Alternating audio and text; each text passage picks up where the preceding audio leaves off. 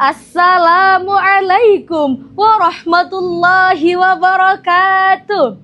Hamdan wa syukran lillah, wassalatu wassalamu ala rasulillah wa ala alihi wa sahbihi wa mawala. La hawla wa la quwata illa billah.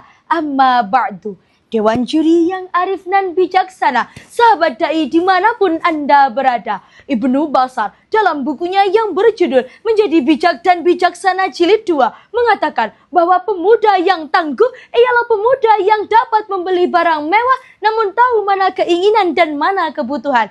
Pemuda yang tahu aturan bahkan di restoran mewah namun juga tak canggung untuk makan di warung kaki lima. Pemuda yang dapat berbicara formal dengan orang berpendidikan namun juga dapat berbicara santai dengan orang jalanan.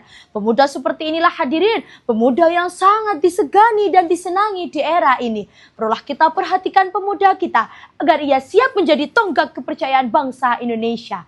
Namun hadirin, jika kita menjelajah lebih dalam lagi, masih banyak generasi muda kita yang hidupnya hanya berpangku tangan, keluar sekolah lalu menganggur. Hidup tak teratur, cita-citanya tinggi ingin jadi gubernur, namun hobinya hanya mendengkur di atas kasur.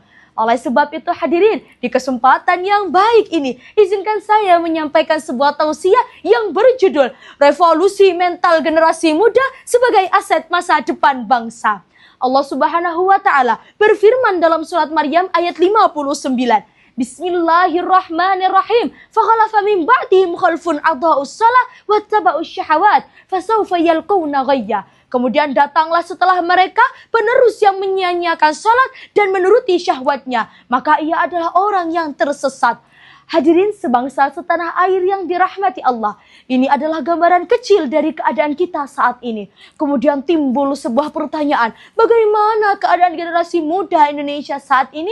Maka sebagai jawabannya, perlulah kita mengucapkan syukur alhamdulillah karena tak sedikit dari pemuda kita yang dapat membanggakan Indonesia. Pada tahun 2024, Indonesia keluar sebagai juara umum tingkat ASEAN dalam lomba olahraga. Pada tahun 2025, para pelajar Indonesia juga meraih prestasinya dalam lomba Olimpiade Matematika tingkat internasional. Ini merupakan bukti bahwa Indonesia dapat bersaing dengan bangsa-bangsa di dunia.